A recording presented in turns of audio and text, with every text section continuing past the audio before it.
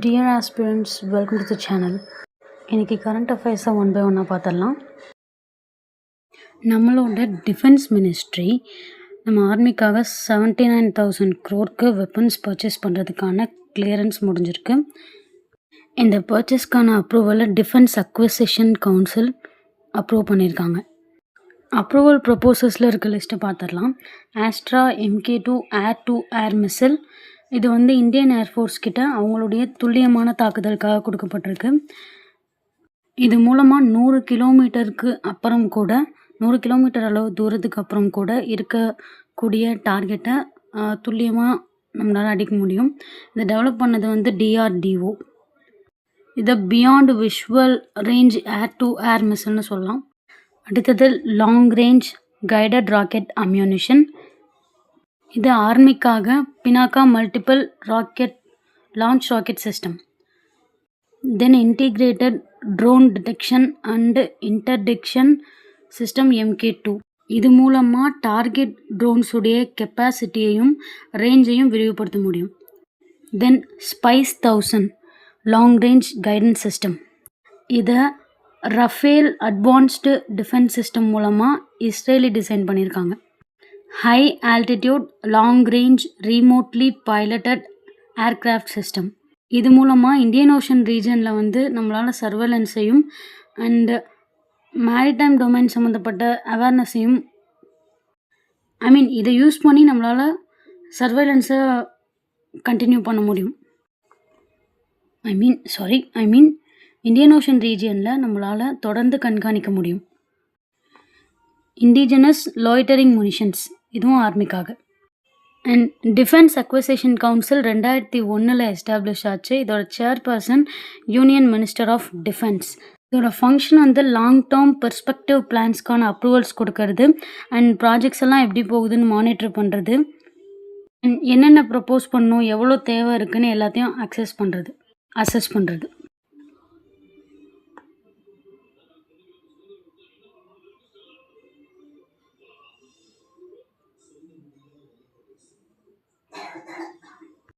INSV Kaundinya ஓமனுக்கு travel பண்ண ஆரம்பிச்சிருச்சு. INSVன்றது Indian naval sailing whistle. இந்த கப்பல் முழுக்க டைன்காய் மெத்தடில் செஞ்சது. நம்மளோட ட்ரெடிஷ்னல் டெக்னிக்ஸ்லாம் யூஸ் பண்ணி இது 5th century CEல கப்பல் செய்கிறதுக்கு என்னென்ன கட்டுமான பணிகள்லாம் பண்ணாங்களோ அதோட இன்ஸ்பிரேஷனாக தான் இதையும் செஞ்சுருக்காங்க. அண்டு இதில் இன்ஜின் கிடையாது. அது மட்டும் இல்லாமல் அஜந்தா கேவ் பெயிண்டிங்ஸையும் இதில் வரைஞ்சிருக்காங்க. கவுண்டன்யாங்கிற பேர் இந்தியன் மரைனர் ஒருத்தரோட பேர். இவர் இந்தியாவிலேருந்து சவுத் ஈஸ்ட் ஏஷியா வரைக்கும் ட்ராவல் பண்ணியிருக்காரு கடல் மார்க்கமாக.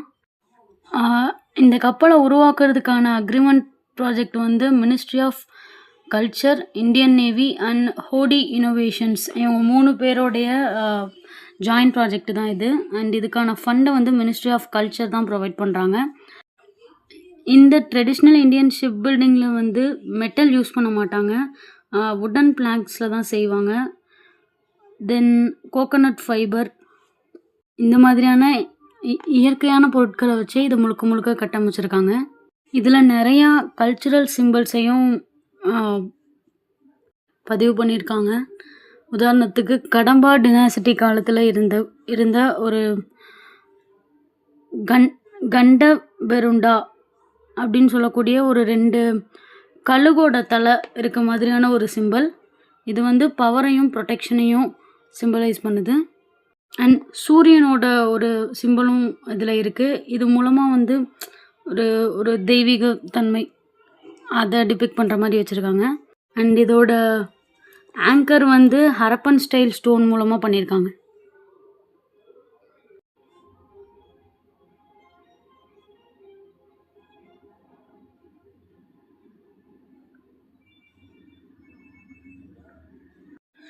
Dynamic ground water resource assessment report 2025, இதை ministry of Jal Shakti release பண்ணியிருக்காங்க. அண்டு இதை யார் அசஸ்மெண்ட் பண்ணாங்க அப்படின்னா central ground water board with the support of other states. இந்த ரிப்போர்ட் பேசிஸில் ஆனுவல் கிரவுண்ட் வாட்டர் ரீசார்ஜ் வந்து மார்ஜினலாக இன்க்ரீஸ் ஆயிருக்கு. லாஸ்ட் டைம் வந்து 446 பில்லியன் கியூபிக் மீட்டர் இருந்தது. இப்போது 448 பில்லியன் கியூபிக் மீட்டர் இருக்குது. அண்ட் இதோட பயன்பாடுமே இப்போ அதிகரிச்சிருக்கு.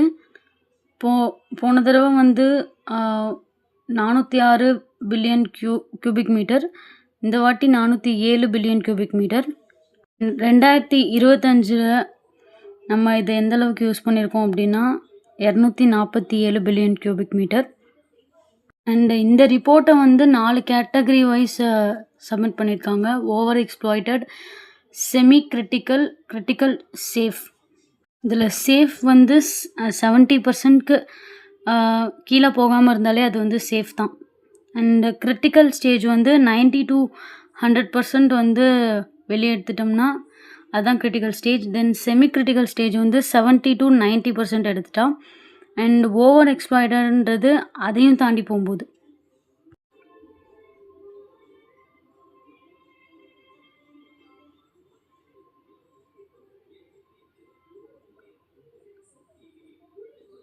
நான் பேங்கிங் ஃபினான்ஸ் கம்பெனிஸோட ஸ்கேல் பேஸ்டு ரெகுலேஷனை RBI ரிவ்யூ பண்ணியிருக்காங்க.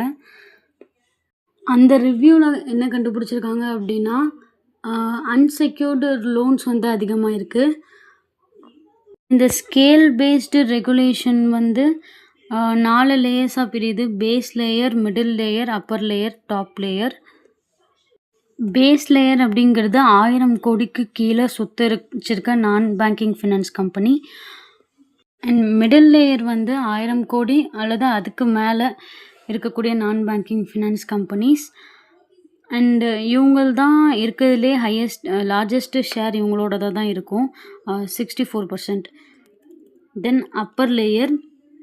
அண்ட் அப்பர் லேயர் பொறுத்த வரைக்கும் 30% டோட்டல் நான் பேங்கிங் ஃபினான்ஸ் அசட்ஸில் இருக்கும். இதோட ஷேர் வந்து 30% இருக்கும். அண்ட் டாப் லேயர் இருக்கிறதுலே ரிஸ்கான லேயர். அண்ட் இதில் மோஸ்ட்லி அசட்ஸோட வேல்யூ வந்து எம்டியாகவே இருக்கும். நான் பேங்கிங் ஃபினான்ஸ் கம்பெனிங்கிறது கம்பெனிஸ் ஆக்ட் 1956 அல்லது கம்பெனிஸ் ஆக்ட் 2013க்கு கீழே ரெஜிஸ்டர் ஆகிருக்கும். இந்த நான் பேங்கிங் ஃபினான்ஸ் கம்பெனி மூலமாக கடன் கொடுக்கறது, செக்யூரிட்டியில் இன்வெஸ்ட் பண்ணுறது, லீஸுக்கு விடுறது, இந்த மாதிரியான ஆக்டிவிட்டீஸ் தான் பண்ணிகிட்ருக்காங்க. அண்டு இதில் டிமாண்ட் டெபாசிட்ஸ் வந்து அக்செப்ட் பண்ண மாட்டாங்க. இதுக்குன்னு ஒரு பேமெண்ட் அல்லது செட்டில்மெண்ட் சிஸ்டம்னு இருக்காது. அண்டு யூஸ்வலாக இருக்கக்கூடிய deposit insurance and credit guarantee corporation வந்து இதுக்கு பொருந்தாது.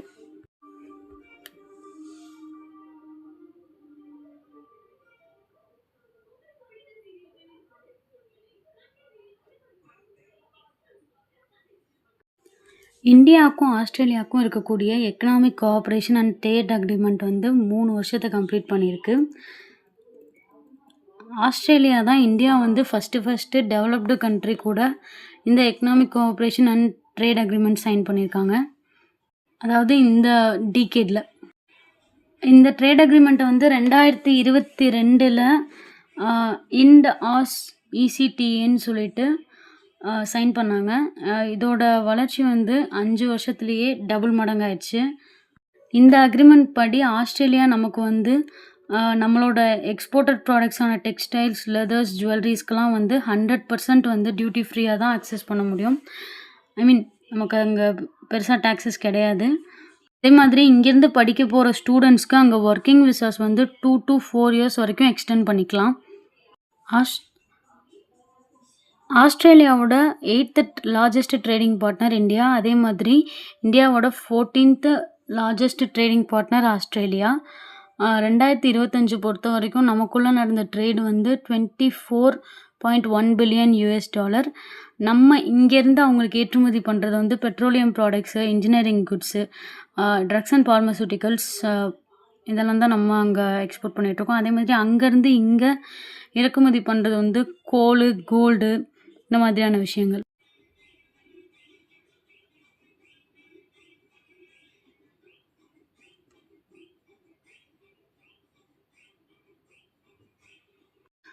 Alternate wetting and drying.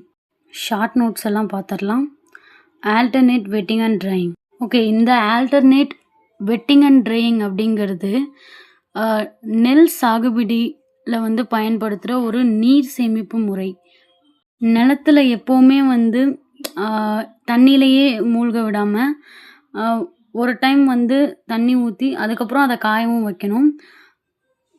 இப்படி நம்ம பண்றதால, நம்மளால வந்து நீர சேமிக்கவும் முடியும். ஆ மீத்தேன் இந்த மாதிரியான கேஸ வந்து குறைக்கவும் முடியும். அதே நேரம் விளைச்சலுக்கும் ஒரு பாதுகாப்பா இருக்கும். ஜீவா புரோகிராம், அதாவது joint initiative for village advancement programme. இந்த புரோகிராம 2022ல national bank for agriculture and rural development launch பண்ணாங்க. அடுத்தது FIDE world rapid chess championship 2025. Okay, ரீசெண்டா தோஹால 2025க்கான ஃபைட் ரேபிட் செஸ் சாம்பியன்ஷிப் நடந்துச்சு. அதில் நம்ம இந்தியாவை சேர்ந்த 2 பேர் வந்து பிரான்ஸ் மெடல் அடிச்சிருக்காங்க. Indian grand masters Koneru Humpy and Arjun Erigaisi. இந்த ஃபைட் அப்படிங்கிறது வந்து செஸ் ஸ்போர்ட்ஸ்க்கான ஒரு கவர்னிங் பாடி. இதோட ஹெட் குவார்ட்டர்ஸ் வந்து லவுசேன், சுவிட்சர்லாந்தில் இருக்கு.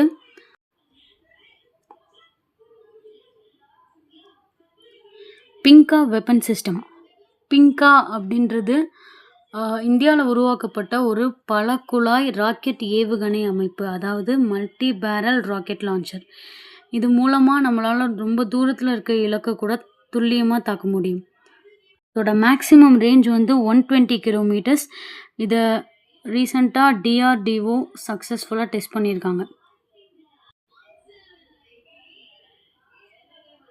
National technology readiness assessment framework,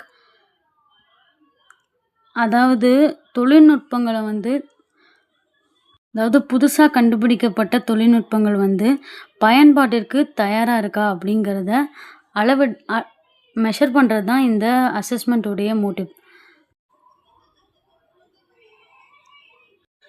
index of industrial production, இதை வந்து மந்த்லி பப்ளிஷ் பண்ணுவாங்க. Ministry of statistics and programme implementation. இது ஒரு தொழில்துறை உற்பத்தி நிலையை அளக்கும் குறியீடு. இது மூலமாக இதில் என்னென்ன துறைகள் வரும் அப்படின்னா சுரங்கம், உற்பத்தி, மின்சாரம். ஃப்ரீக்வன்சி காம்ப் அப்படின்றது லேசர் டெக்னாலஜியில் யூஸ் பண்ணக்கூடிய மிக துல்லியமான ஒரு அளவீட்டு கருவி. If you like the video, subscribe the channel. Like, share, comment and press the bell icon.